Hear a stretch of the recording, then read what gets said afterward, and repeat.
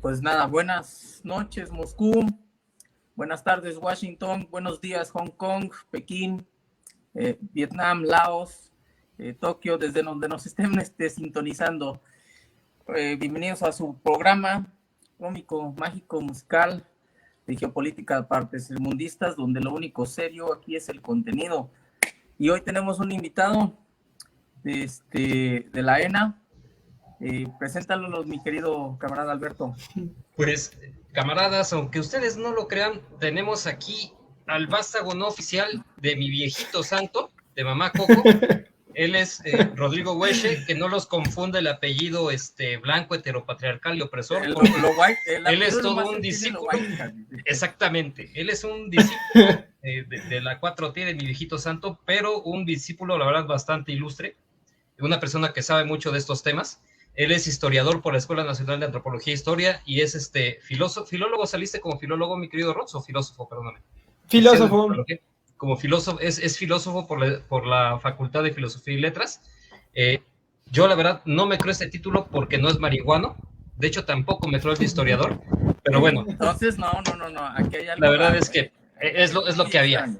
Si pasaste por la escuela de filosofía y nomás no te pusiste los tuyos, tus gallos, no, pues no te creo. Sí. Y pues nada, mi Rods, bienvenido, es un gusto volver a platicar contigo, camarada. Muchas gracias. Buenas tardes a ambos. Qué educado. Pues miren, primero lo importante. Primero lo bueno. A ver. Traje una Red Ale, es mexicana. De cervecera 722. La voy a probar por primera vez y ahorita te digo cómo está. No sé si alguien haya traído algo más. No, pero mira, yo traigo esta que me regalaste, mi querido. La Balta Pinta. Camarada. Vale. ¿Qué te pareció? No, hombre, está muy rica. Es una Imperial Porteris, ¿no? A mí me parece. Así me confundí. Me parece tiene unas notas muy acarameladas que no me esperaba de un estilo Imperial Porter, O sea, muchísimo muy acarameladas, suaves. No es demasiado compleja, pero tiene su complejidad esta cosa. Y es una pinta. Y tiene unos 6 grados de alcohol que la verdad no se siente. No se sienten mucho. El color es muy parecido al de una Viena. Al del estilo Viena. Lo que estoy viendo. Sí, muy carameloso. Está muy rica, pero pensé que iba a ser más fuerte. Más fuerte. Sí, pero es una cerveza lituana. Es una cerveza lituana muy buena, pero no es como que muy sorprendente, ¿no? Es un sabor ya conocido, como que un sabor que ya dices, lo tengo aquí grabado en algún lado, en alguna otra ocasión lo he probado. Pero no está mal. Sí, es una cerveza. Engelmann, la verdad. No es muy aventurera, pero la neta es que compite muy bien en precio. Wolfas Engelmann es buena en cuanto a balance calidad-precio. Se me hace muy buena precisamente por el precio, porque sin pedirte mucho te entrega resultados. Sí, te entregan buenos resultados, pero bueno. Esta fíjate que está chida, está chidita, está acarameladona, sí sabe a Jamaica. Se nota que el sabor es añadido. Ajá. Se nota que es sabor añadido, pero tiene buen cuerpo. Es bastante refrescante, es muy, ¿cómo se llama? Carbonatada, pero se siente bien, baja rico y quita muy bien el calor. Para épocas de calor está bueno. Sí, no, está excelente y es interesante, es mexicana. Mira. Sí, porque esta es para época de frío. No, esa es invernal, sí. Súper invernal, cervezas bálticas, tienen las características de que se pueden tomar muy bien y disfrutar muy bien durante el frío. Durante los calores es otro tema. Yo creo que ahí es donde fallan un poco, pero es por el origen de la cerveza. Pero bueno, no sé si a Rodrigo también le habías comentado Se me olvidó, güey. Fue muy improvisado. No me comentó nada, Güey, tú tomas biberón, no sé, ¿para qué nos hacemos? Entonces yo nada más traje agua de haber sabido. Pues aquí trae su como el comandante, ¿no? Agua. Sí. Nada de Coca-Cola, ni de... Sí, exactamente. Dejemos descansar el tema de Ucrania durante un rato, pero de todos modos tiene mucho que ver, porque estas cuestiones de la guerra en Europa desafortunadamente van a tener y tienen consecuencias en México, y con la reforma o el rechazo a la reforma energética, la vamos a sentir un poquito más, pero para eso estamos, para analizar este asunto. ¿Quién le quiere llegar? Yo quería preguntarle a Rod, porque la neta, yo sé que él conoce bien el tema, y aunque nosotros ya hemos hablado antes en un podcast anterior, me gustaría pedirle a Rod, a ver, Rod, ¿por qué era importante? Pros y contras. ¿En qué consistía en líneas generales la reforma eléctrica de la 4T? En líneas generales, para que lo entiendan los tercermundistas que nos ven. Bueno, primero diría que antes que haber sido una reforma eléctrica, fue una ley a la industria eléctrica. Uh-huh. Y se pretendía una ley nada más en la materia de la industria eléctrica, justo para evitar el tema de que fuera una reforma constitucional y se requerían las 2/3 partes, ¿no? Eso por un lado, y por el otro me parece que es conveniente hablar del tema eléctrico y aparte el tema del litio, que digamos fue un agregado muy importante, pero no es propiamente el núcleo de la reforma ni de la ley. Ahora, ¿por qué se pretendía mandar una ley de reforma a la industria eléctrica? Tiene que ver con varias cosas, pero lo central es para tratar de devolverle a la Comisión Federal de Electricidad la rectoría, no el control total, del sector eléctrico. Recordemos que con las reformas estructurales de Peña Nieto, sobre todo en el campo petrolero, pero también en el campo eléctrico, se cede mucho espacio a los privados. En el caso de la industria eléctrica ya venía desde antes, es decir, ya desde el 92 me parece, se estaba fortaleciendo a la industria privada en el campo eléctrico, pero el tema es que se hizo, como suele suceder, de manera general en el paradigma neoliberal, pero en particular en el caso mexicano de una manera muy desordenada. Y entonces se permitió, por ejemplo, sociedades de autoabasto, que consistía en que privados generaban electricidad, supuestamente únicamente para sus propias empresas. Recordemos que hay conglomerados empresariales, y entonces, digamos, las empresas eléctricas estarían encargadas de suministrar de energías a las empresas de este conglomerado, pero por un lado empezaron a vender también esa energía, que es el caso, por ejemplo, de FEMSA, que empezó a recibir ese tipo de energía que es más barata. ¿Por qué es más barata? Porque no pagan ni el subir esa luz al sistema eléctrico, ni la transmisión, que es lo que se le conoce como el porteo. Todos en nuestro consumo doméstico tenemos que pagar tanto la subida de luz como el porteo y ya digamos la producción como tal de la electricidad, ¿no? Que esa pues la tenemos subsidiada en el caso del consumo doméstico. Eso por un lado. Por el otro estaba la cuestión de que con el pretexto de que se iba a impulsar las energías renovables, se empezaron a otorgar permisos a diestra y siniestra, y entonces cualquiera podía certificarse como productor de energía. Y el tema, y eso ustedes por el tipo de temas que tratan aquí seguro lo saben muy bien, uno no puede tener mayor capacidad de producción energética si no tiene cómo moverla, ¿no? Uno tiene que tener dónde almacenarla y dónde moverla. Y entonces prácticamente se estaba doblando el nivel de la cantidad de permisos a la capacidad que tiene el sistema eléctrico mexicano actual. Ese sería otro escenario. Un tercer escenario es que con el pretexto de las energías renovables se estableció la prioridad, o se estableció un orden de cómo se subían las energías al sistema eléctrico, ¿no? Se priorizaban a los privados con el pretexto de que eran energías renovables, supuestamente, pero incluso energías o producción de energías no renovables, en este caso la que viene del gas, por ejemplo, de las plantas eléctricas que producen energía con gas, se subían antes que, por ejemplo, la de las hidroeléctricas de la CFE, ¿no? Que sería una energía limpia. Porque la narrativa ha sido que la CFE, además de ser corrupta, también sube energía sucia, ¿no? Entonces había que darle prioridad a los privados.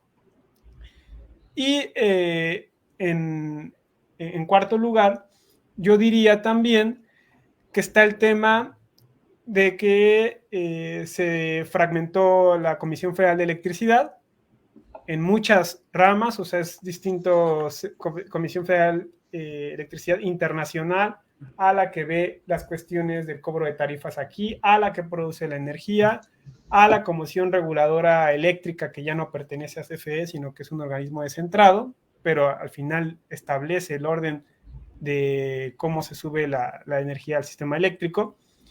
Y entonces esta reforma pretendía atacar todos esos puntos. Y además agregar el tema del litio, ¿no? Que se lo podemos discutir en un rato.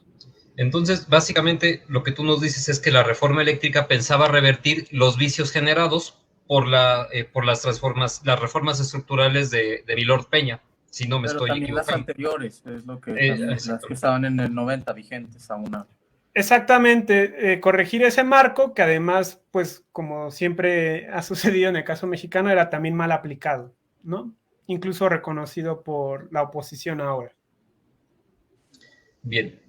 No sé qué opines tú, mi querido Chava, al respecto. Mira, pues bueno, a mí me gustaría ver cuáles son las principales empresas privadas, si son de carácter extranjero, y cuánto de ese porcentaje, vamos a ver, son de carácter nacional, porque también empresas de carácter nacional están metidos en este rodeo, ¿no?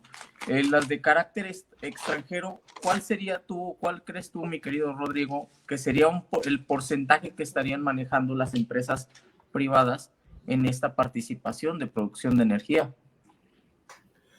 Pues es que ahí justo es difícil determinarlo, porque por un lado fueron siempre en conjunto con las empresas nacionales. Por ejemplo, FEMSA tiene acuerdos con Iberdrola, esta energética española. Entonces, normalmente las empresas extranjeras iban de la mano de las grandes empresas nacionales.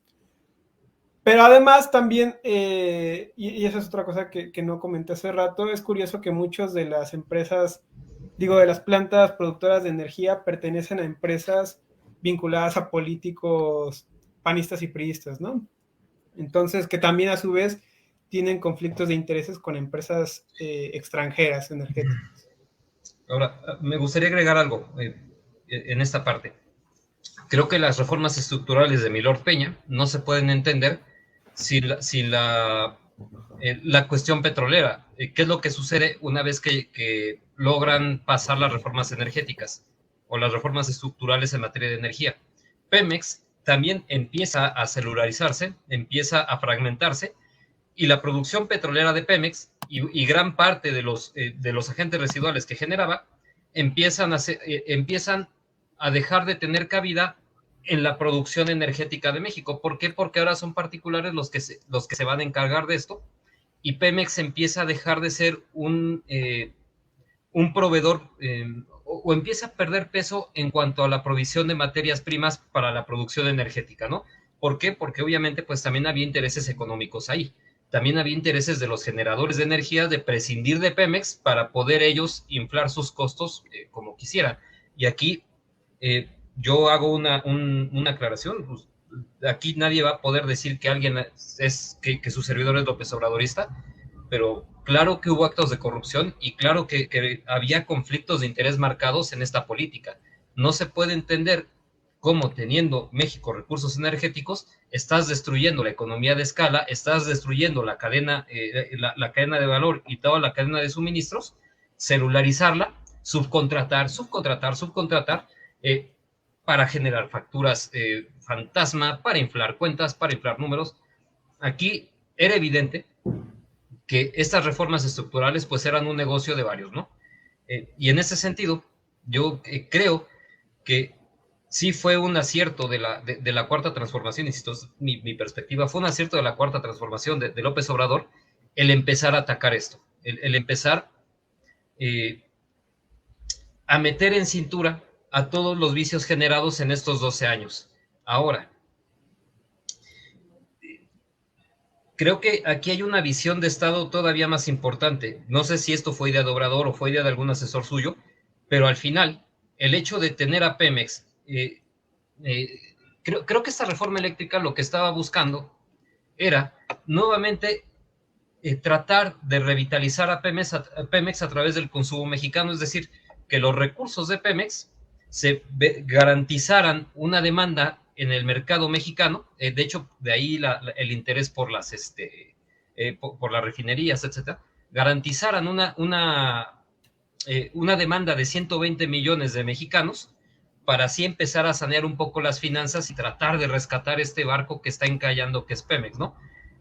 Si le iba a salir o no, vamos a ver, ya ahorita ya no vamos a tener la oportunidad de saberlo, pero creo que también, insisto, tenía una política de Estado más allá, o sea, el asegurar la soberanía energética de México, que de esto yo creo que vamos a hablar más adelante. Bueno, ¿qué opinan sobre los pros de continuar esta reforma? Bueno, de continuar el viejo o la vieja reforma que ha estado vigente. ¿Qué opinan sobre los pros? Los contras ahorita los vamos a ver, pero ¿cuáles serían los pros de continuar esta política? Tú, Rods, yo la verdad, yo tengo un par de ideas, pero yo creo que son argumentos muy débiles. Yo así a bote pronto, yo le veo muy pocas ventajas al sistema anterior. No, yo también, por eso yo pregunto, ¿cuáles serían los pros? Porque realmente yo no le veo pues muchos pros más que el continuar un financiamiento hacia la oposición que surja después de esto, porque vaya. Yo diría que un pro, y no porque yo asuma esa posición, pero puedo entender la racionalidad que hay detrás, sería complacer a los lobbies internacionales en materia económica, ¿no? Era, por ejemplo, el argumento que ayer daba el exsecretario de Economía, Ildefonso Guajardo. Decía, es que si aprobamos esta ley nos vamos a echar en tribunales internacionales a todos. Dice, entonces, no aprobándola nos salvamos de esa situación. Desde el paradigma neoliberal globalizador, ese argumento me parece que puede tener cierto sentido, ¿no? Claro, podemos criticarlo, pero bueno, ahorita tratando de ser abogado del diablo, yo diría que ese es un punto a considerar, ¿no? O sea, definitivamente si se hubiera aprobado la reforma, o ahora con la ley de la industria eléctrica que no se declaró inconstitucional, yo sí creo que va a haber litigios en tribunales internacionales, porque al final se están afectando intereses, ¿no? Entonces eso se habría podido evitar. Mira, algo que podría decir en favor de eso es que al final la iniciativa privada, yo al menos conociendo a gente que trabajó en Iberdrola, sí es gente que yo he visto mucho más capaz, es gente que yo he visto mucho mejor formada, mucho más profesional en su área de trabajo que a la gente que conozco de CFE, porque a mí no me la van a contar. O sea, yo conozco, mi vecino es de CFE y yo jamás lo vi trabajar hasta que fue la huelga del ESME, ¿no? O sea, neta, nunca vi trabajar a ese cabrón. De hecho, hasta que fue la huelga del ESME y todo ese pedo, se empezó a vender tacos y fue cuando lo empecé a ver trabajando. Pero bueno, el punto es que neta, ni sabía que trabajaba ahí hasta que colgó una manta del Sindicato Mexicano de Electricidad. Digo, cabrón, ¿a poco trabajabas tú? Pero bueno, el punto es que no es el único caso, no quiero desde un particular generalizar algo, pero CFE sí es una empresa corrupta. CFE, en México las paraestatales sí generan vicios y son increíblemente anticompetitivas. Y sí, no podemos tapar el sol con un dedo.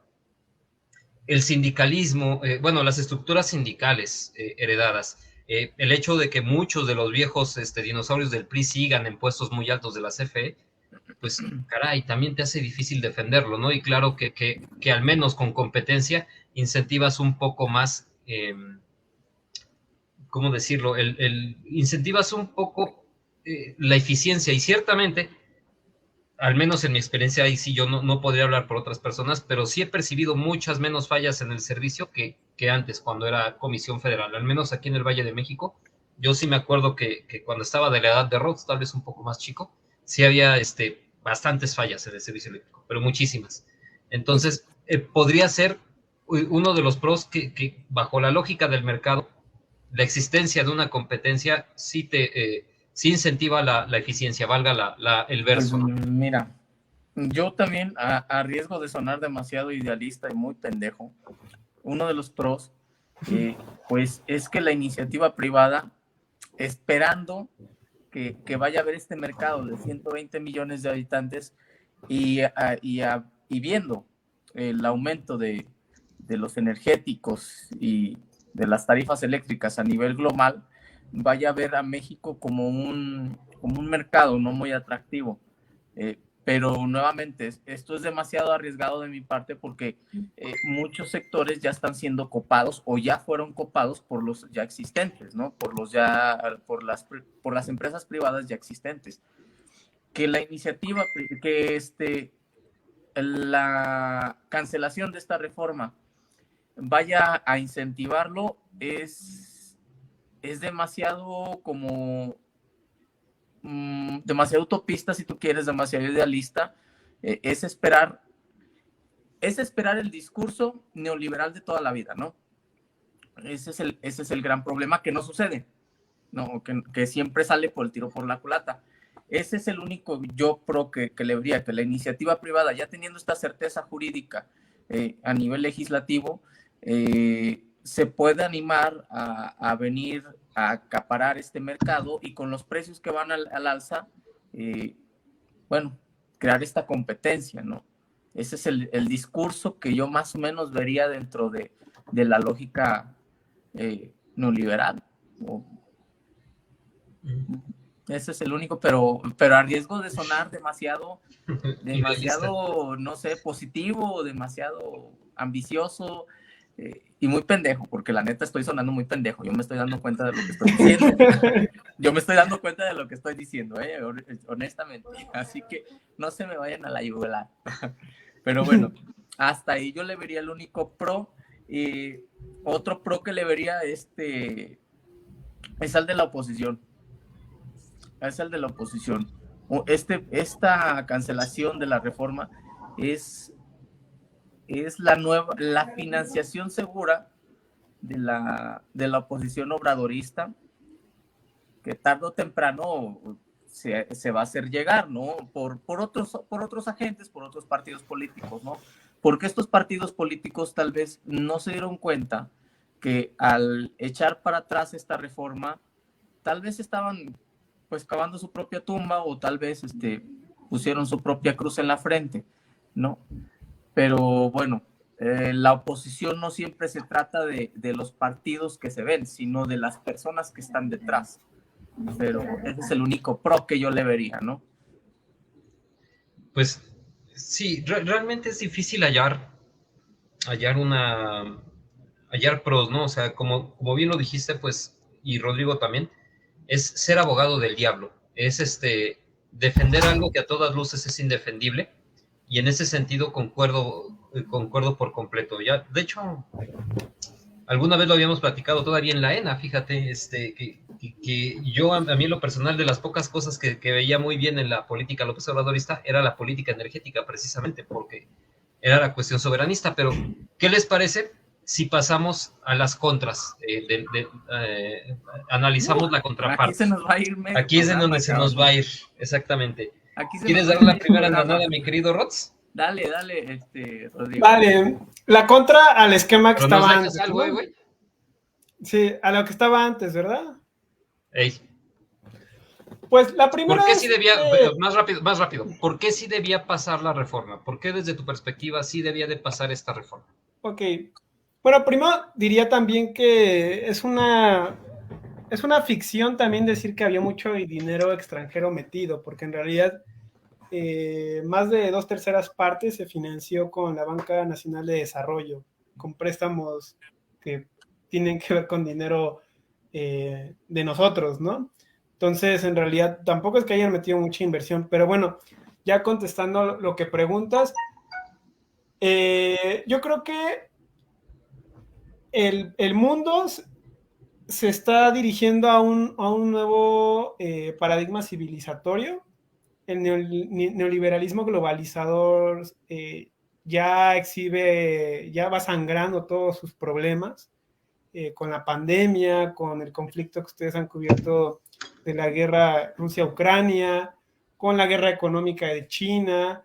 Los países están empezando a mover a asegurar su soberanía energética. Nosotros lo teníamos muy palpable con el caso de Trump, que era alguien que si bien no se distingue mucho de la política de Biden, sí podemos conceder que era alguien que tenía muchos exabruptos, ¿no? Entonces siempre se decía que en cualquier momento podía cerrar la llave de la gasolina, ¿no? Entonces me parece que es necesario que México, como cualquier país, pero en el caso de México porque tiene los recursos, garantice una soberanía energética. De lo contrario, es víctima de la escalada de precios que estamos viendo tanto en petróleo, que afectaban a la gasolina, como en este caso del gas, ¿no? Que en España, por ejemplo, ha llevado a que gente se muera porque no aguantaron las heladas, ¿no? Y no tenían cómo generar pues temperaturas más altas. Entonces, está ese tema, está el tema de que considerando la profunda desigualdad y pobreza que hay en México, pues una subida más o menos considerable de los precios de la luz serían impagables para por lo menos el 60-70% de la población, ¿no?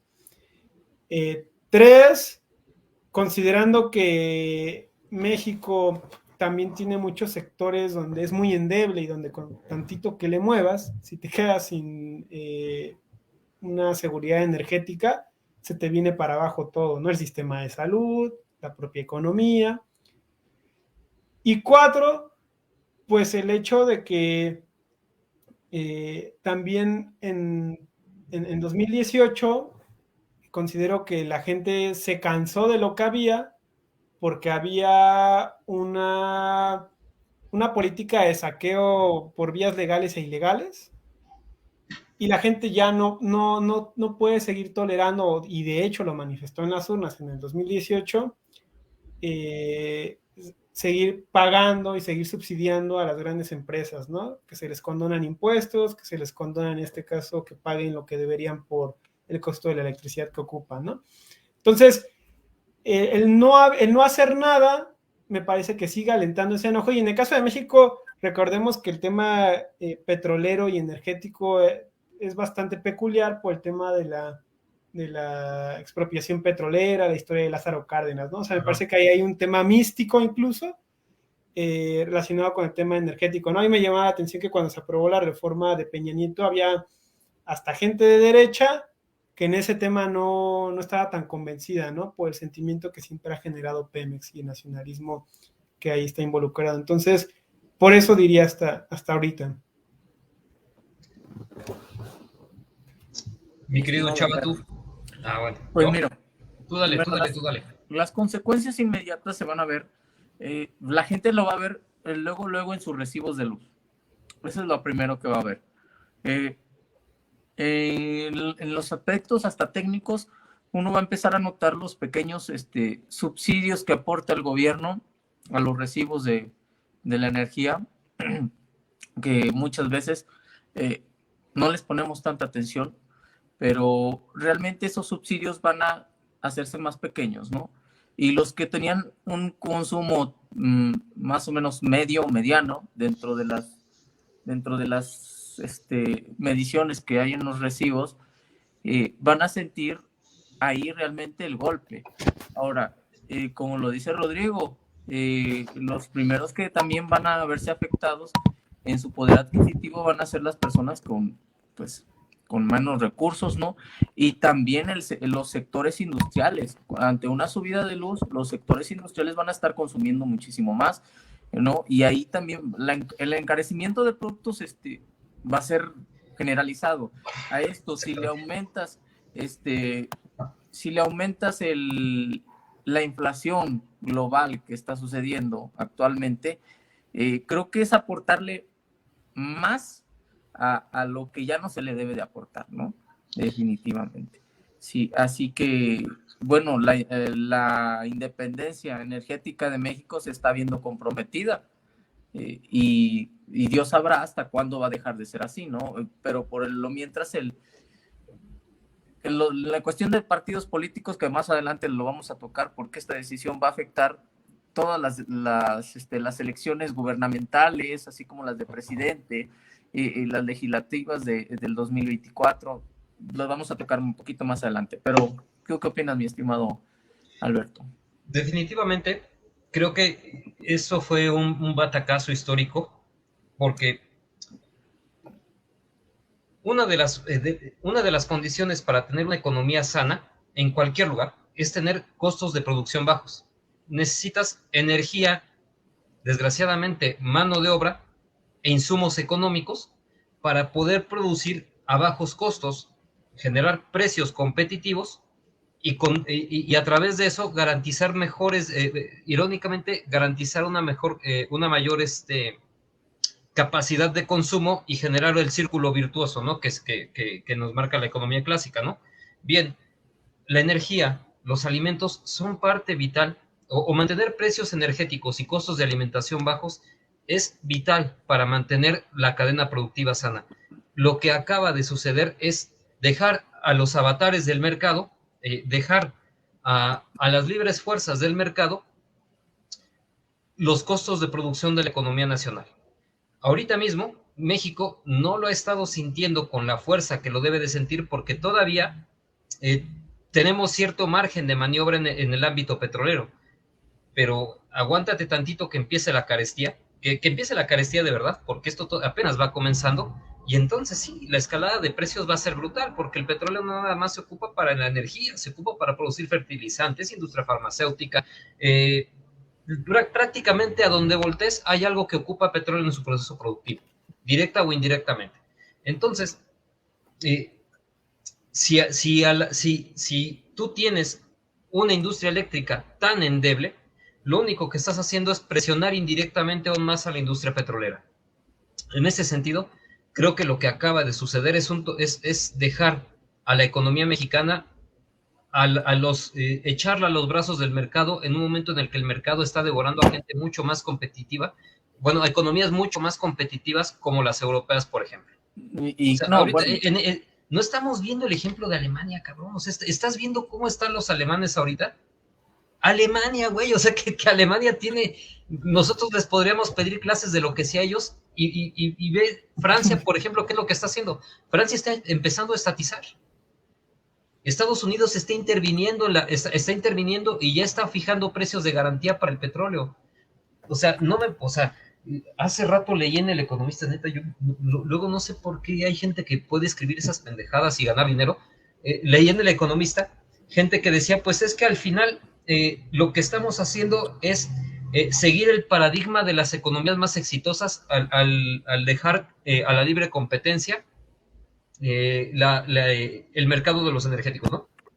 Güey, si en Europa es en donde están regulando, si ahorita es lo que están haciendo, ¿qué no Alemania acaba de estatizar, de expropiar las instalaciones de Gazprom? O sea, neta, luego cuesta trabajo leer tantas pendejadas, pero... Mira, hay unas cosas también que en el plano internacional nos dejan de hacer competitivos ante otros países. Por ejemplo, ahorita que se está moviendo mucho el alejarse de los mercados rusos, o de de las energías rusas, o de los recursos rusos, estamos viendo que, por ejemplo, estamos viendo una India que está comprando este carbón ruso, y que es más barato, y que su producción eléctrica va a ser muchísimo más barata, ¿no? Definitivamente.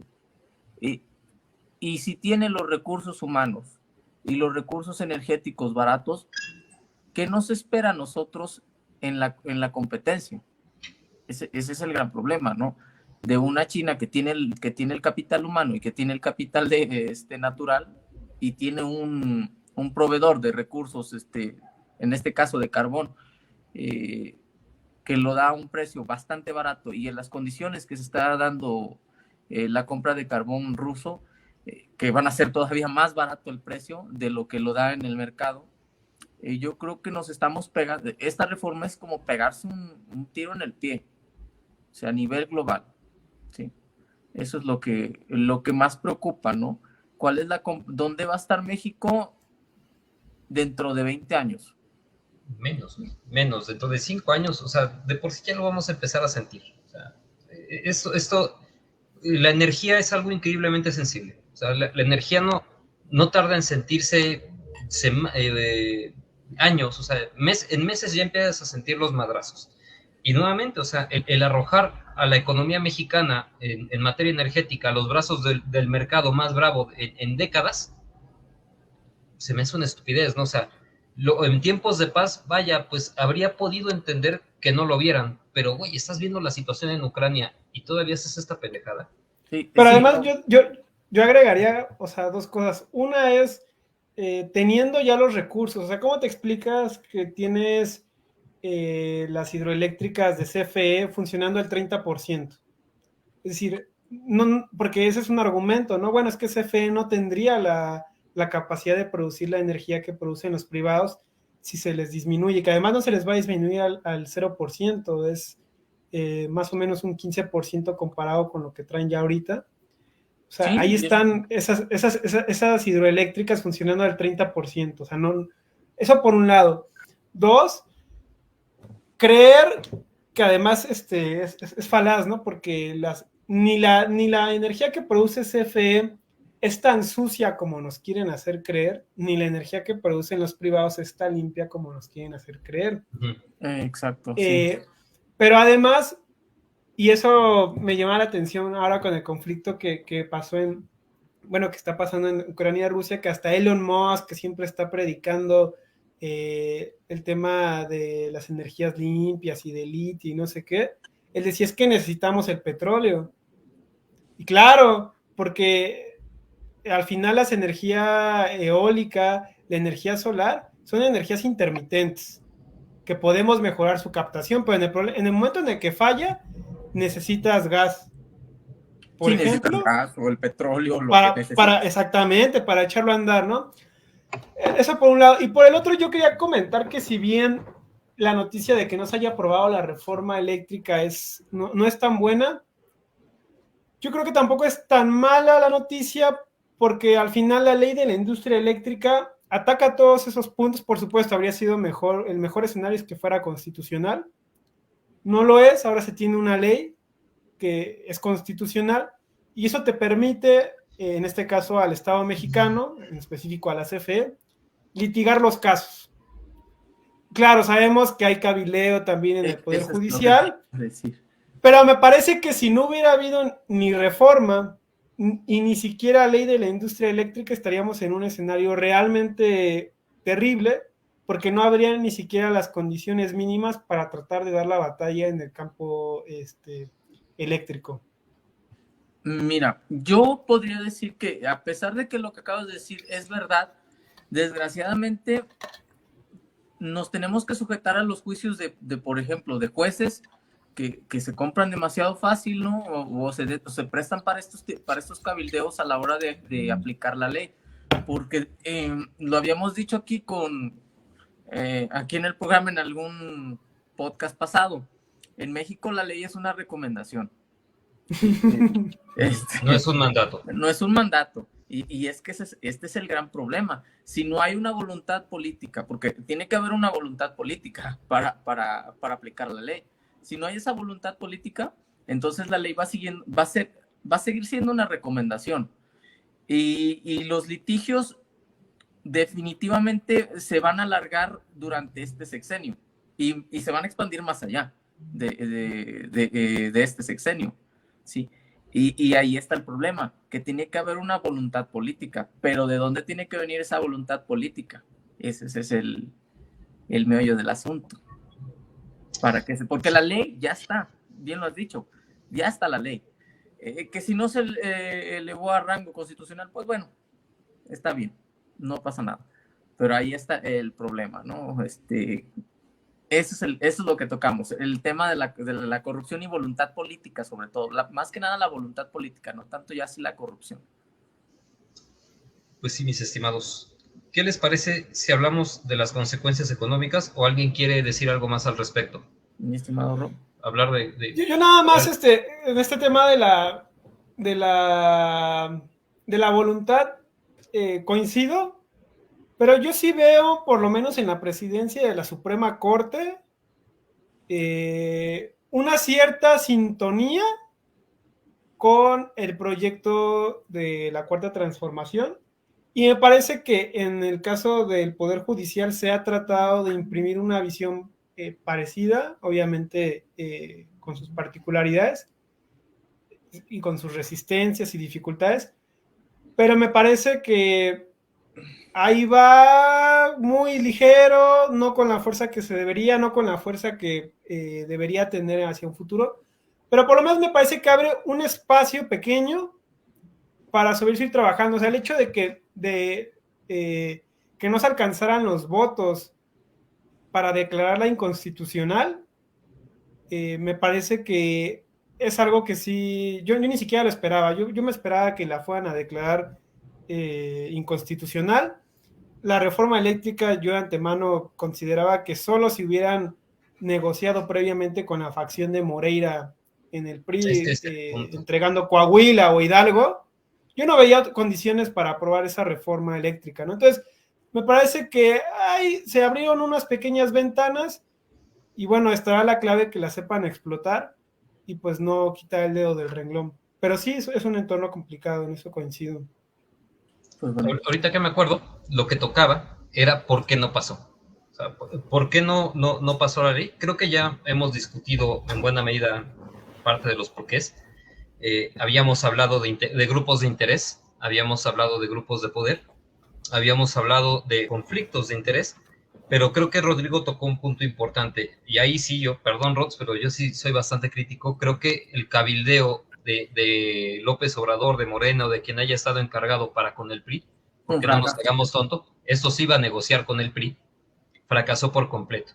El PRI seguramente pues, no pidió cualquier cosa, ya la historia dirá qué es lo que estaba pidiendo, qué es lo que estaba pidiendo el PRI para dar su brazo a torcer, pero muy personalmente creo que este sí era un proyecto que valía mucho la pena perseguir, o sea, que pagar un alto costo por ese proyecto valía mucho la pena.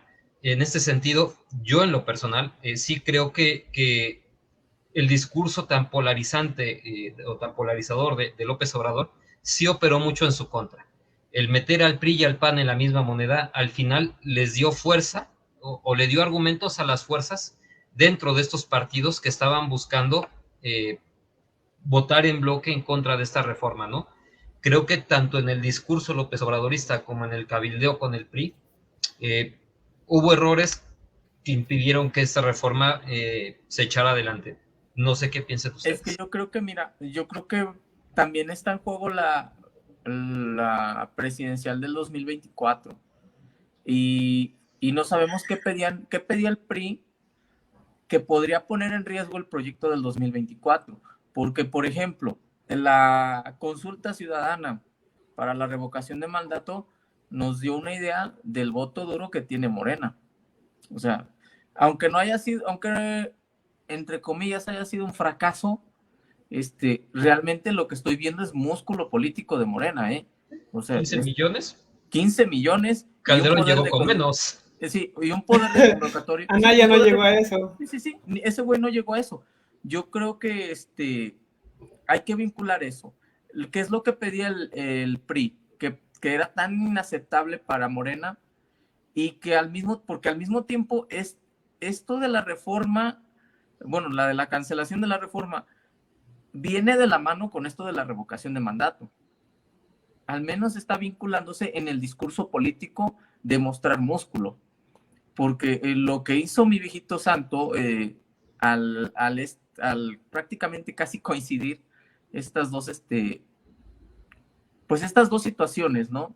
Estas dos cosas de importancia política que van apuntadas directamente al 2024, creo que no es ninguna coincidencia, ¿no? ¿Por qué?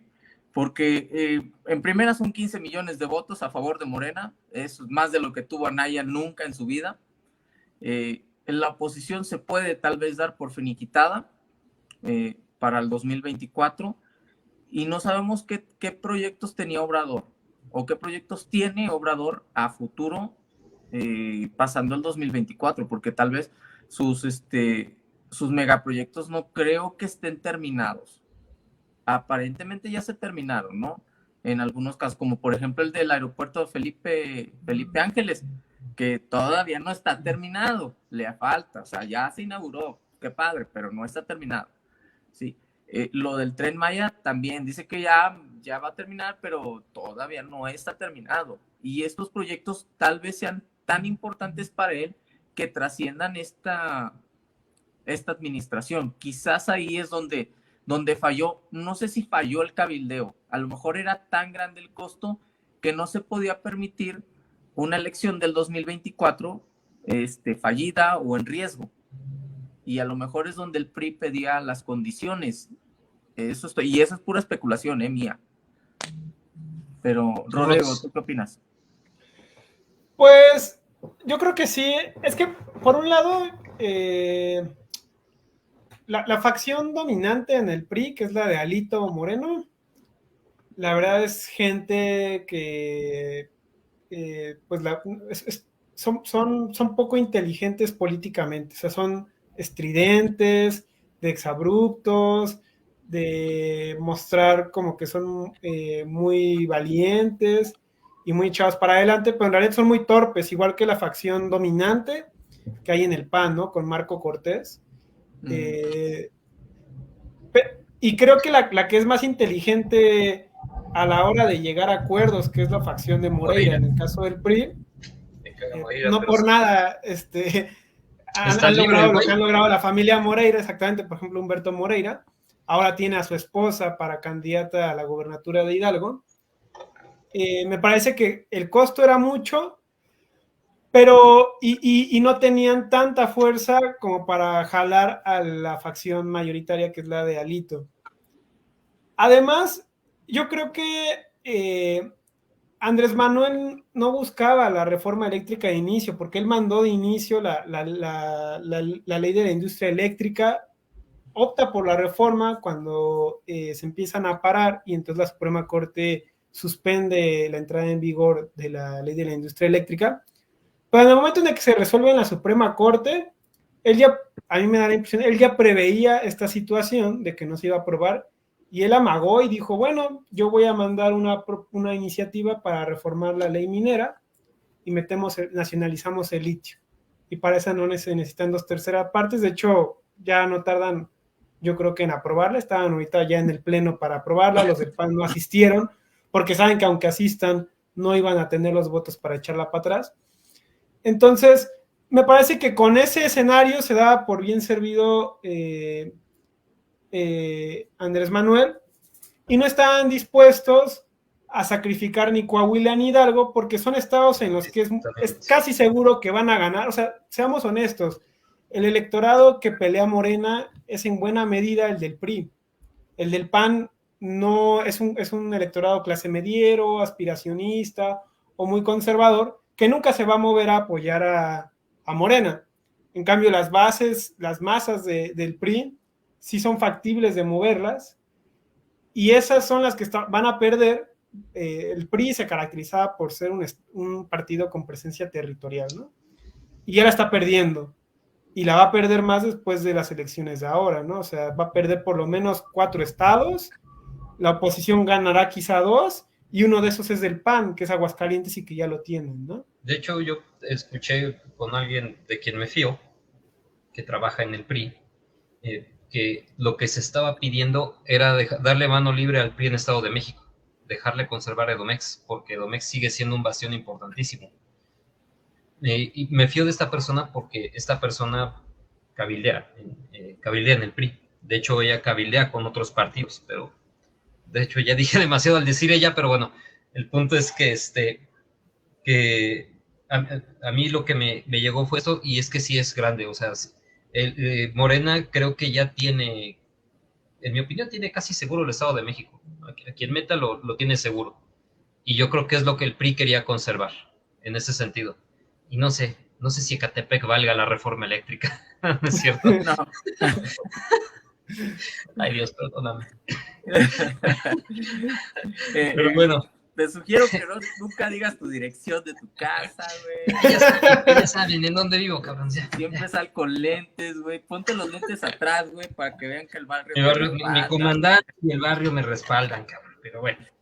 El punto es que a mí en lo personal, yo puedo concordar un poco con la lectura de Rodrigo de que sí, tal vez no estaba dentro de las prioridades de Obrador, pero eso, en mi perspectiva, no lo hace una decisión acertada. Creo que los intereses en juego del pueblo mexicano sí estaban muy comprometidos en esto. Sí, y yo también. Creo que, perdón que lo diga Rots, pero creo que de todas las obras que ha hecho Obrador, esta tal vez era la más importante.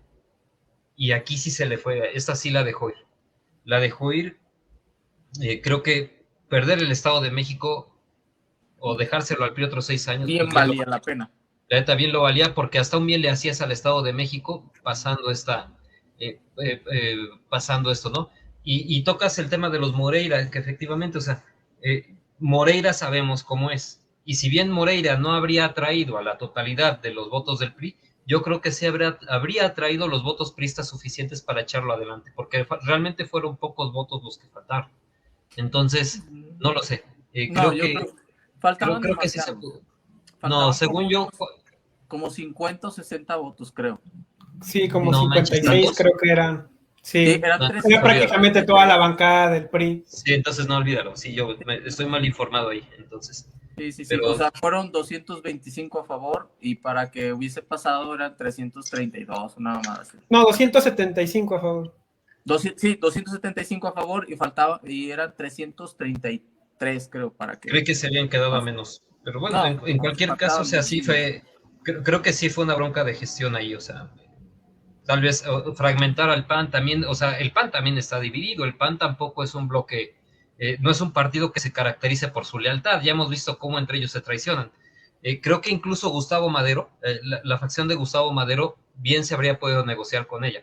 Creo que dentro de todas las facciones panistas es la más razonable, como se puede ser razonable en términos panistas, pero bueno, creo que también se pudo haber negociado ahí, con los Moreira y con los Madero, que además no hacen malas migas entre ambos, ahí se pudo haber formado un bloque, pero te digo, en mi opinión, ahí sí fue un error de cabildeo. No sé si quieran abundar más sobre los porqués o pasamos a las consecuencias. A las consecuencias, caray. Las consecuencias feas de este asunto. Pues comencemos por las económicas, que son las más evidentes. ¿Les late? Pues yo quería nada más apuntar también consecuencias políticas. También las vamos a abordar.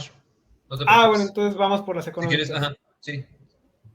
¿O quieres empezar por las políticas? Dale las políticas, no hay broncas, aquí el orden de los factores no altera el producto. Pues no. Pues yo de las políticas considero que si hay una escalada de precios, que es muy probable que la haya, ojalá no sea tan fuerte el trancazo. Me parece que existen las condiciones para que el costo político de ello no lo asuma el gobierno con su narrativa de los traidores a la patria. Con eso se están limpiando muy bien la cara, van a decir que es que si pasa esto, si pasa esto es porque allá no quisieron aprobar. Si siguen saliendo los saldos negativos de la Comisión Federal de Electricidad, tiene elementos para exculpar a la Comisión Federal porque no se le quiso aprobar la reforma para reintegrarla y darle orden. Entonces me parece que ahí los costos políticos en materia eléctrica los va a cargar la oposición. Me parece nuevamente que las bases que apoyan al PRI en los estados pueden cambiarse, pueden irse más a Morena. Ya, y de por sí ya el PRI ha perdido mucho músculo, entonces yo creo que ya pues va a quedar raquítico. Y en el caso también de Movimiento Ciudadano, yo creo que exhibió lo que para muchos de nosotros era obvio, pero para otros no tanto, que pues la idea de la tercera vía pues es un bonito cuento, ¿no? O sea, es el pan naranja y... Del pan azul al pan naranja, cabrón. Exactamente. Y Dante Delgado, pues siempre ha estado cercano a esos grupos. O sea, él va con quien le genere más réditos políticos y económicos a su partido, ¿no? Entonces, yo creo que están esas cuestiones, esas consecuencias políticas al corto y al mediano plazo. Pues bueno, yo concuerdo con tu lectura al 100%, mi querido Rodrigo. Afortunadamente para el gobierno obradorista, las consecuencias que va a traer la guerra en Ucrania y, y la inflación que se está dando a nivel global, va a ser el caldo de cultivo suficiente para pasarle las culpas a la oposición, ¿no? Sí, definitivamente ahí es donde la oposición, lo dije al principio, acaba de clavar su ataúd o su tumba ahí. O sea, desafortunadamente es lo que acaban de hacer. Que quién está pensando dentro de la oposición, no lo sabemos. Pero los mismos financiadores probablemente puedan abrir otros partidos, ¿no? Otro tipo de partidos o puedan empujar a partidos más pequeños que ya existen, pero que no tienen ninguna visibilidad, ¿no? Pero podemos decir que el PRI ya está siendo más raquítico, el PAN igual está en sus últimas, no sabemos cuándo sea la vigencia de estos partidos. De hecho, hablaban creo que del PRD, que hasta se le puede quitar el registro. Dije, ay, cabrón, pues tan anémicos están como militantes del PRD que ya hasta se le va a quitar el registro, pues para allá va la tendencia probablemente. Ahora, que se va a atomizar la oposición, sí, eso es seguro. El problema es que vas a estar negociando con varios pequeños feudos de partidos al rato y eso va a ser un problema, ¿no? A la larga. Con la atomización de la oposición vas a empezar a hacer concesiones y los intereses te van a chocar de varios partiditos, ¿sí? Lo mismo que le llegó a pasar a Maduro, que hubo un estatus más o menos estable dentro del gobierno venezolano, pero tuvo que andar negociando con varios partiditos pequeños, a pesar de que había líderes como Capriles o como el Guaidó, pero siempre estas oposiciones pequeñitas de alguna manera le impidieron continuar un proyecto más grande, ¿no?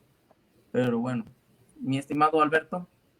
Yo no sé qué tan de acuerdo estoy con ustedes, o sea, suscribo todo lo que dicen, sin embargo, creo que la oposición ya no está apostando por esta elección. O sea, yo creo que ellos saben que el dedo de López Obrador va a ser imparable, ya sea Claudia, no creo que meta a Marcelo, o sea, creo que la cuestión línea 12 ha sepultado por completo a Marcelo, por mucha fuerza que tenga dentro de Morena, pero incluso si fuera Marcelo, veo difícil que alguien pudiera superar los designios reales de su pejestad en cuanto a su popularidad. O sea, creo que la siguiente elección está ganada, pero creo que la oposición está buscando sabotearle la economía, dejarle todo este paquete al siguiente o la siguiente presidente, al siguiente personaje que ocupa el Ejecutivo, muy seguramente por el partido de Morena.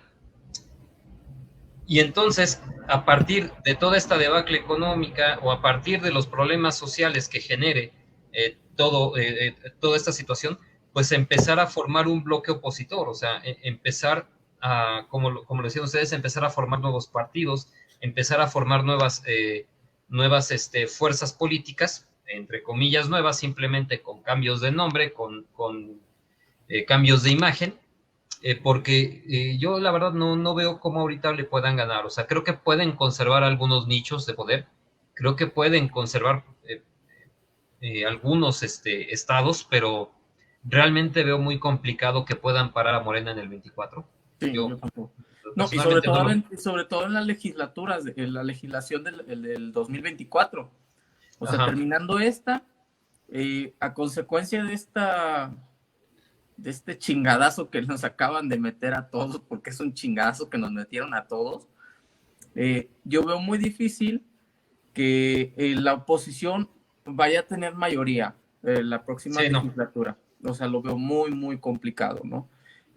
Hubo 5 votos independientes del PRI que votaron a favor de Morena. Vaya, ¿Quién sabe? Porque la carta, mira, si bien es cierto que Obrador ahorita mismo va a poder contar con no lo van a poder atacar por el lado de la economía, o sea, que yo creo que era una de las cartas que podía explotar la oposición, porque el manejo económico, a pesar de que la pandemia está ahí, tiene muchos puntos cuestionables. Era una carta que podían aprovechar y en ese momento la acaban de tirar a la basura, por completo, porque Obrador fácilmente se va a poder descargar cualquier culpa en ese sentido, con mucha razón, insisto, porque lo que acaban de hacer pues fue una canallada, ¿no? Pero lo que sí pueden hacer es centrar en la cuestión de algunas contradicciones discursivas, centrarse en la cuestión de la corrupción y pues tratar de conservar un poco de fuerza, reagruparse, replantearse, esperar a que el siguiente gobierno lo haga mal, porque yo creo que eso es lo que esa gente espera, que le vaya mal al siguiente gobierno, y entonces sí, empezar a ver cómo nos vamos a empezar a repartir de nuevo el pastel, ¿no? Pero yo no creo que pensaran en esta elección. O sea, yo creo que ya su forma política estaba acabada. Las consecuencias económicas para pronto. ¿Qué opinas, mi estimado Rodrigo? Las consecuencias económicas que van a surgir de esta situación. Pues yo creo que, bueno, ustedes ya lo decían, ¿no? El tema de la inflación, el tema de que va a haber un aumento, creo que no muy alto por el tema de que sí se logró salvar la línea en la industria eléctrica, pero sí va a haber un aumento, creo, mediano en los costos de la luz. Creo que no se va a resolver el problema financiero de CFE, que es algo urgente. Y si no se resuelve el problema de CFE, pues al final el sistema eléctrico mexicano va a empezar a tener fallas hasta que se de por sí ya las está teniendo, ¿eh? Claro. Sí, que de por entonces, yo veo eso en materia económica y obviamente pues la recuperación económica post pandemia pues se le da en la torre, ¿no? O sea, de por sí está muy afectada, ahora con el cierre de varias ciudades en China, es otro madrazote para las cadenas de valor. Entonces, sí, yo veo que va a terminar siendo un sexenio sin crecimiento económico.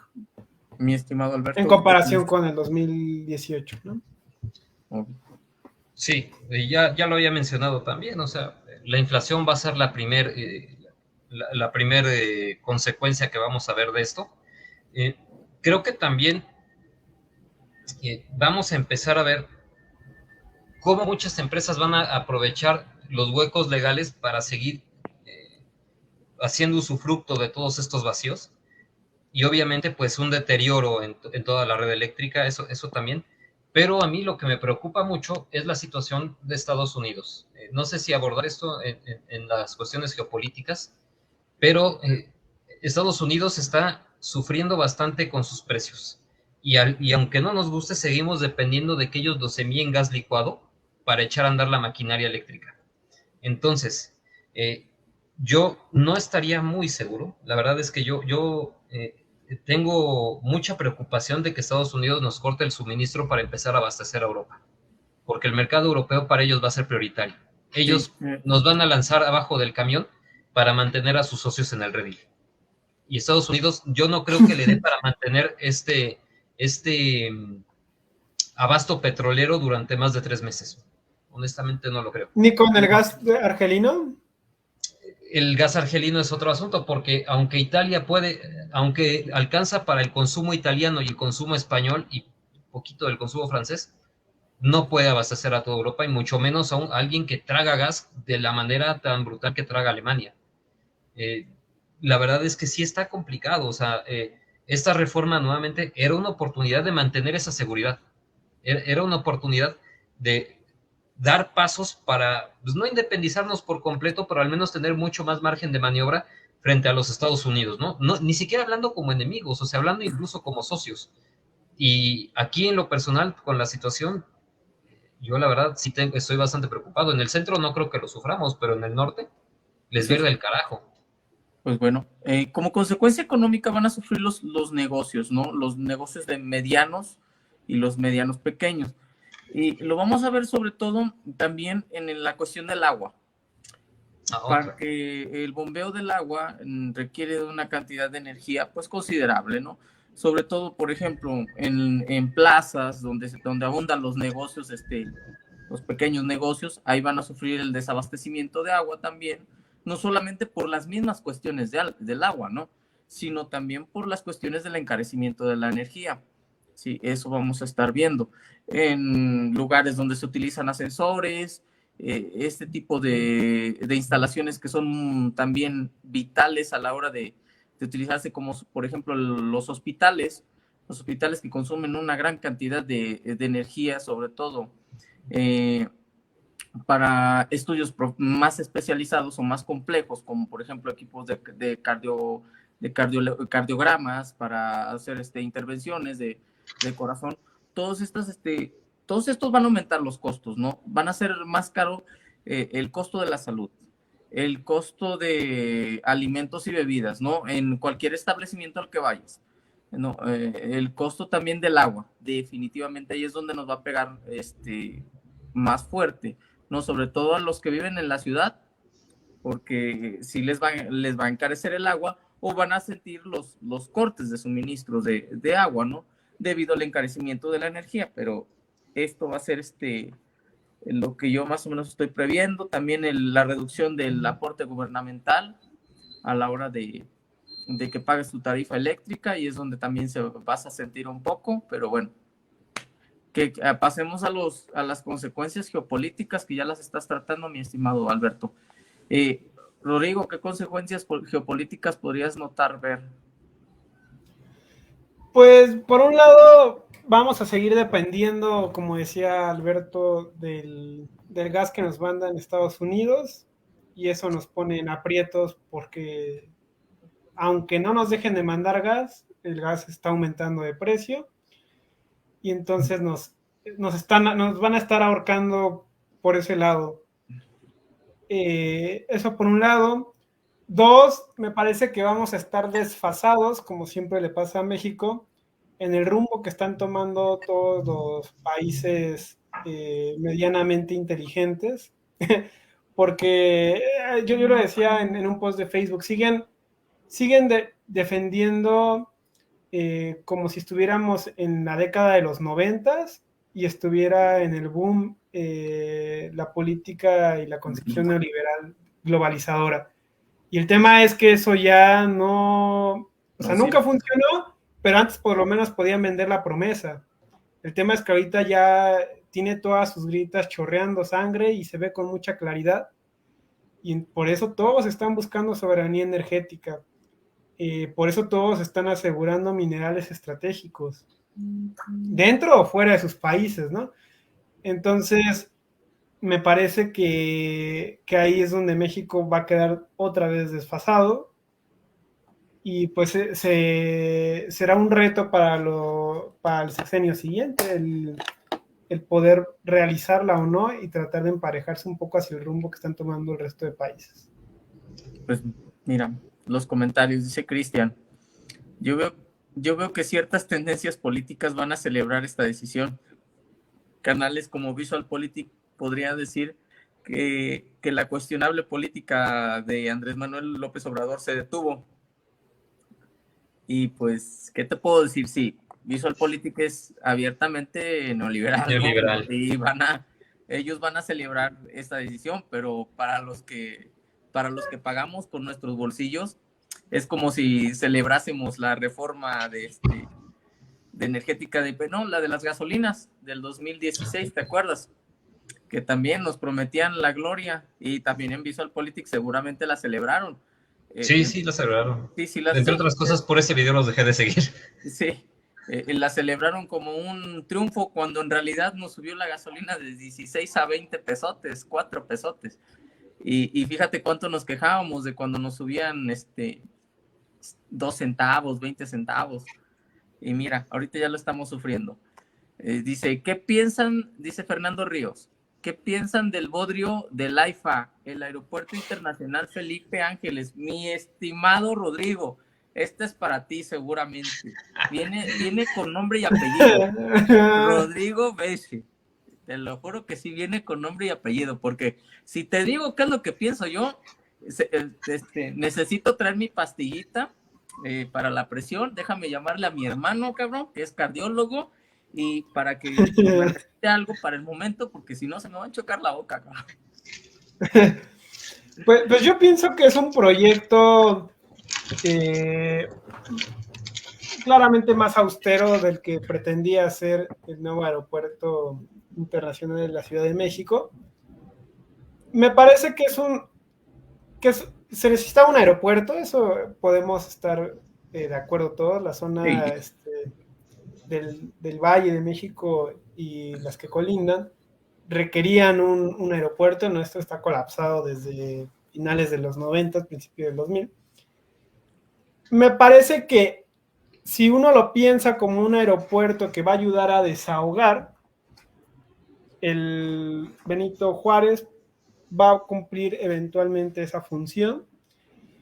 Yo también lo pienso al propio aeropuerto como una atracción turística, es decir, me parece que le van a querer dar eventualmente un giro turístico con el Museo del Mamut, con el Museo del Ferrocarril, el de la Fuerza Aérea, pero además por dónde comenzaron a establecer las rutas, es decir, hacia Cancún, hacia donde va a estar el Tren Maya. Me parece que ese aeropuerto hay que pensarlo más como un giro turístico y que es la apuesta, por lo menos, que tiene el gobierno para fortalecer en buena medida el sureste mexicano. Entonces, por lo menos en esa línea creo que va. Y me parece que es también un aeropuerto que va o puede contribuir a la integración regional de la Ciudad de México, del Estado de México y de Hidalgo. Sobre todo porque ahora que esté, o esa es la pretensión, por lo menos en el discurso, que esté terminado también el tren México-Toluca, que haya más vinculación con la Ciudad de México y también se eche a andar el aeropuerto de Toluca, que en idea era muy buena, pero tampoco se le dieron nunca los incentivos para que las aerolíneas lo utilizaran y para que la gente viajara desde ahí. Caso distinto al del Felipe Ángeles, que la TUA es muchísimo más barata y sabemos que eso es lo que encarece mucho los precios de los boletos en el Benito Juárez, pero también que facilita algunas cosas a la hora del acceso, a la hora de los tiempos que se van a invertir. O sea, no vas a requerir 2 horas, con que llegues 1 hora antes. En el aeropuerto internacional puedes pasar. Entonces, digamos, la hora que se decía que se iba a invertir en transporte, pues ahí ya se está salvando. Pero cuando estén también las vías de transporte completas, que la mayoría estarán este año, salvo el tren suburbano, yo creo que será una opción buena. No es el aeropuerto ideal, no es el mejor aeropuerto, pero yo creo que es el aeropuerto que satisface las necesidades del Valle de México. Bueno, mi estimado Alberto, porque pues si yo digo algo, a mí me va a dar un infarto, y aparte tú eres también ahí de Chilangolandia. A ver, duelo de chilangos. Dale. Pues fíjate que contrario a lo que se podría pensar, no estoy abiertamente en contra de ese aeropuerto. De hecho, en alguna ocasión en nuestra tierna etapa en la ENA, Rodrigo y yo lo discutimos personalmente. Creo que el aeropuerto, si te das cuenta, fue la primera gran decisión de Obrador, cancelar el Felipe Ángeles. Y yo en su momento lo interpreté como una decisión simbólica, porque yo le había dicho en esa oportunidad a Rodrigo, mira, el daño ecológico ya está hecho y estoy seguro de que va a costar prácticamente lo mismo o más cancelarlo, cancelar el anterior y hacer el nuevo. O sea, el ahorro va a ser imperceptible o va a ser muy pequeño. Pero yo lo entiendo como un golpe simbólico al principio del sexenio. ¿Por qué? Porque al final significa dar una muestra de que el poder político se va a querer imponer en la medida de todo lo posible al poder económico. En su momento, en 2018, recién que empezaba mi viejito santo y chulo, que Chuchito Malverde y la Niña Blanca nos lo cuiden, Abrazo, no, nos lo conserven muchos años. En ese momento lo entendí, güey. O sea, yo lo entendí como un golpe simbólico y dije, bueno, es una medida estridente, es una medida fuerte, pero como símbolo lo entiendo. Yo el problema que tengo es que el resto de los, perdón, o sea, yo personalmente creo que el resto del sexenio pues ha sido más simbólico que operativo. Y ahí sí pues tengo pedos. Yo no me voy a desligar de lo que dije al principio porque esta decisión se tomó en 2018 y creo que pues estamos afrontando las consecuencias de una decisión de 2018. Concuerdo con la lectura de Rodrigo, también pues no es el mejor aeropuerto del mundo, pero pues de algo va a servir. Sí, o sea, en cooperación con el Aeropuerto Internacional Benito Juárez, pues creo que le va a ayudar a sacar agua del pozo, pero pues para esto falta tiempo, ¿no? Entonces, no sé, yo insisto, yo a este aeropuerto no le voy a dar una lectura operativa, sino eminentemente simbólica, porque en mi perspectiva eso fue. Ponerle un alto o intentar dar una muestra de que la corrupción de antes, de que los amiguismos de antes se habían acabado, que el discurso se desgastó en el camino. Yo en lo personal lo veo así.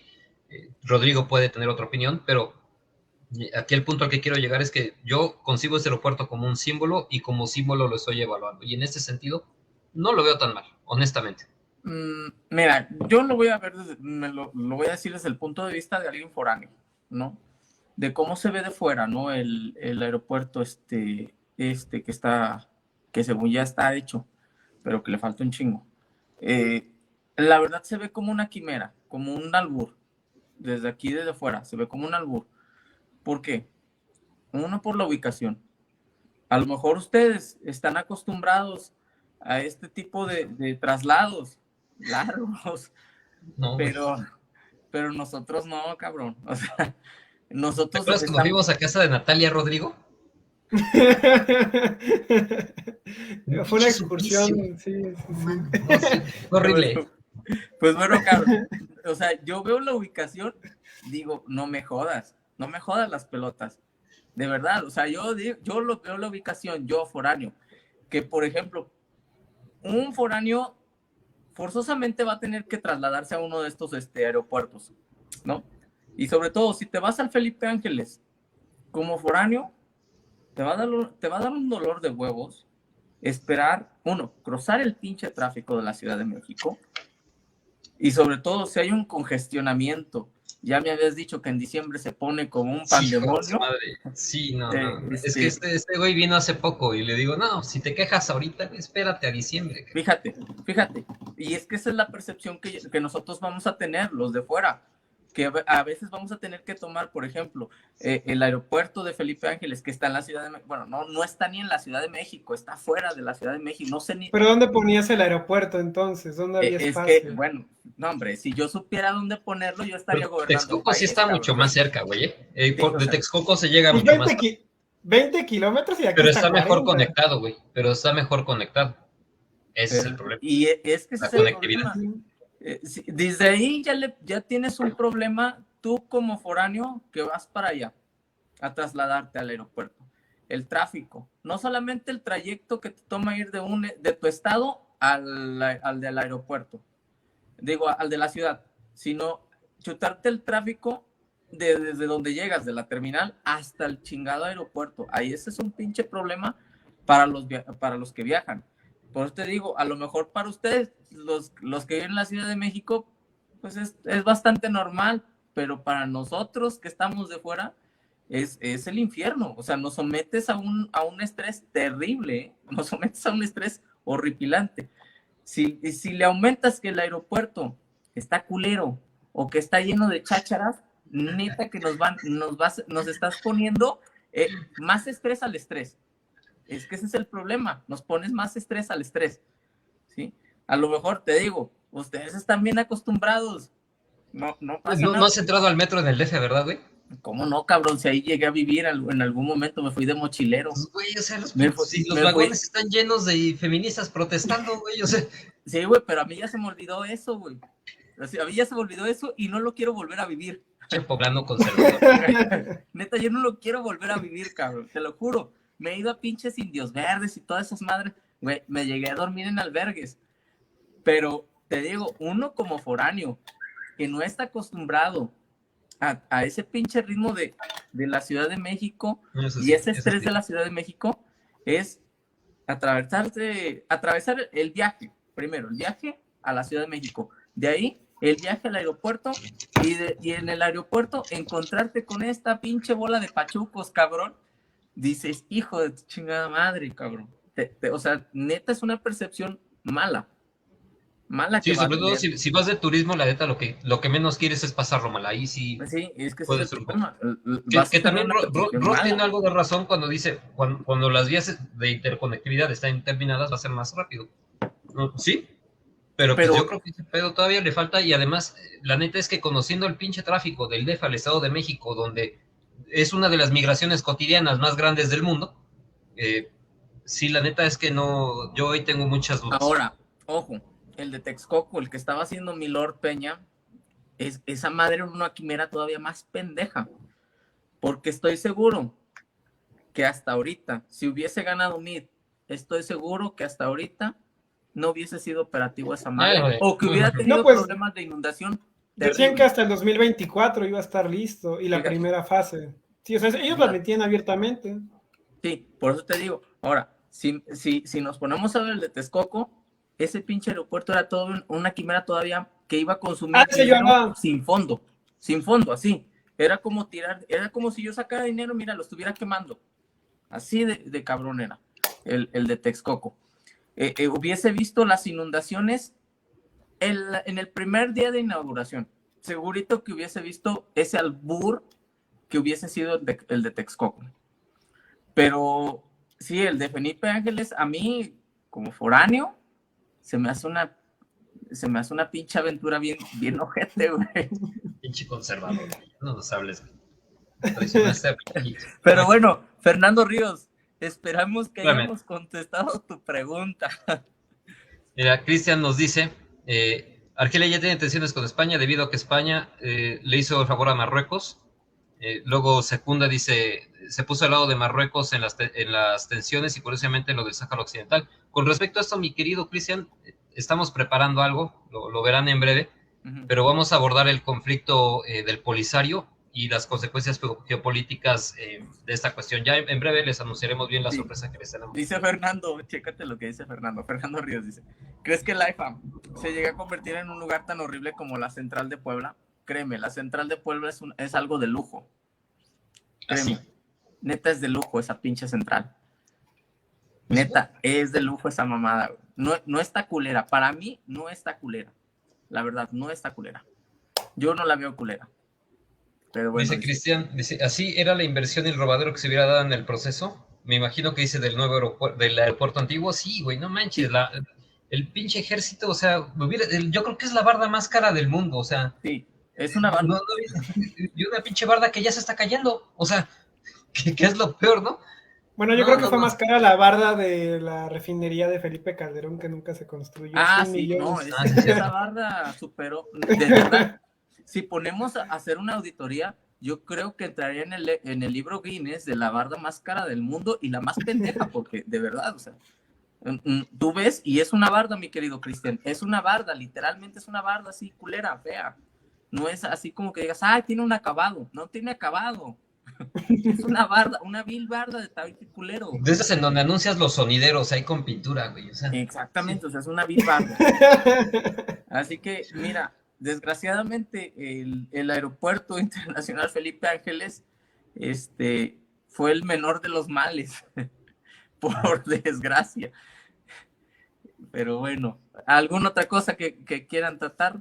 O hasta aquí le dejamos, mis queridos educandos. Si Ruth no tiene un epílogo, yo le dejo aquí.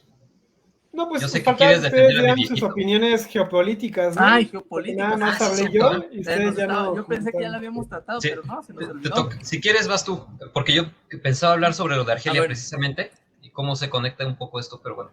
Bueno, las consecuencias geopolíticas de esto yo creo que la inversión privada va a venir a voltear a ver a México. Para bien o para mal, no sabemos cómo va a ser. Porque México es un mercado que está creciendo. A pesar de la pandemia, a pesar de nuestros niveles casi nulos de crecimiento, si no es que nulos, México se está perfilando como un mercado que va a crecer. Ahora, que va a ser una competencia directa también con otros mercados emergentes como es Brasil, pero también vamos a tener un pequeño choque, bueno, no un pequeño choque, vamos a tener un choque con otras potencias económicas que están creciendo, ¿no? Va a ser el caso de la India y también va a ser el caso de Alemania, porque esta subida esta echada para atrás de la reforma va de alguna manera a afectar en todos los sectores, sobre todo en el de autopartes, ¿no? También va a aumentar en el sector de autopartes, que dependen también de la energía. Todo depende de la energía, desgraciadamente. Y ya está golpeado. Sí. Y Alemania, también con la guerra en Ucrania, también no se va a quedar de brazos cruzados. No creo que vaya a dejar de depender del gas ruso así de fácilmente, así como lo plantean los norteamericanos. No. Y por lo tanto va a ser una competencia feroz con potencias pues ya de primer nivel, ¿no? Nuestro primer rival a batir va a ser probablemente Brasil, que también tienen una cierta dependencia en los energéticos y que también tienen inversiones en energía en otros lados, sobre todo en Rusia, en Europa y en otros lados de Sudamérica. Pero bueno, yo ahí lo veo, que vamos a empezar a competir con los primeros lugares o con las primeras grandes ligas. Y la verdad no estamos empezando bien con esta reforma, bueno, con esta cancelación de la reforma. O sea, no estamos empezando bien.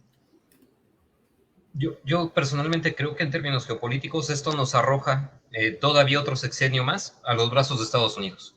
Creo que si aspirábamos, creo que Trump había sido un golpe de realidad incluso hasta un poco necesario, ¿sabes? O sea, creo que Trump nos hizo ver lo nocivo que era esta relación con los Estados Unidos y creo que había sentado las bases discursivas para empezar de verdad o sea, yo sé que no nos vamos a poder desligar de la economía estadounidense en muchísimo tiempo, pero por lo menos empezar a dar algunos pasos para tener un poco más de soberanía hacia ella. Creo que el momento histórico era este. Creo que la aprobación presidencial, la legitimidad con la que sigue contando este gobierno, brindaba oportunidad para dar pasos serios en esta dirección y creo que fue un durísimo revés esto. Creo que seguir atados al pecho de los Estados Unidos, no solamente en materia económica, sino también en materia energética, pues es un golpe durísimo de realidad. Y obviamente, con Estados Unidos, o sea, también eso es una reverenda estupidez, o sea, Estados Unidos es un gobierno que hace 2 años, si no mal recuerdo, estuvo a punto de caer en default. O sea, sí. O sea es un en el gobierno 2021, el año pasado, creo. Fíjate, el año pasado, o sea. Sí, fue el año pasado. En diciembre. Me estás hablando de que estamos atados a una de las economías más frágiles del mundo. Por muy fuerte que quieran ver a los Estados Unidos, es un tigre de papel en términos económicos. Y cuando se empiecen a dar los sismos geopolíticos en términos de guerra monetaria, que ya se están empezando a dar, pues México se va a ir atado con ellos. México la va a sufrir durísimo. Yo creo que mi viejito santo ha tratado de lograr esta independencia energética, ¿no? El hecho de la construcción de la refinería y de la compra de otra, yo creo que te habla de que hay conciencia dentro del gobierno obradorista de que hay sectores estratégicos que se deben de mantener de cierta forma dentro de la pauta del Estado, ¿no? Pero esta debacle o este descalabro que acaba de sufrir, pues era pedir demasiado, ¿no? También. Yo creo que el gobierno de Obrador está con baby steps, pasitos de bebé, pequeños pasitos, para lograr esta independencia energética, ¿no? Que no le salió como esperaba, pues no, pero así fue la realidad política que le ha tocado a mi viejito santo. Que la neta ha sabido sacar a flote este pinche país de cagada, güey. A pesar de las cosas Sí, no, recibió al país en el despeñadero, o sea, en términos de Peñita. Recibir al país que te dejó Peña. Y aparte, afrontar la pandemia, afrontar también las guerras económicas entre Rusia y Arabia Saudita, y luego ahorita enfrentar el cambio geopolítico por la guerra en Ucrania, pues no va a ser fácil. No va a ser nada fácil. Y pues hasta ahorita mi viejito santo lo ha sabido capear. Dentro de lo bueno, dentro de lo malo, algo bueno. No, pero bueno, esa ha sido mi perspectiva que veo. Mi estimado Rodriguito. ¿Algo Pues más, yo mi les querido? agradezco aquí. No, les agradezco mucho que me hayan permitido estar aquí charlando, intercambiando puntos. Y pues nada, yo creo que pues se planteó un debate interesante, una discusión, casi no hubo debate. Creo que tuvimos muchos puntos de acuerdo. Sí, Y bueno, les agradezco mucho. No, será un placer tenerte de nuevo, que esperemos que así sea, mi querido Robs. A la orden. Vamos a terminar la transmisión aquí, mi estimado Rodrigo. Espérate tantito porque terminamos la transmisión, pero seguimos acá. ¿Vale? Bueno, entonces, Urbi et Orbi, en nombre de Amlopochtli, nos estamos viendo en su siguiente capítulo del show cómico, mágico, musical. Bye, bye, camaradas. Chuchito Verde y la Niña Blanca nos lo mueve. Adiós, adiós. Abrazos, no balazos, acuérdense.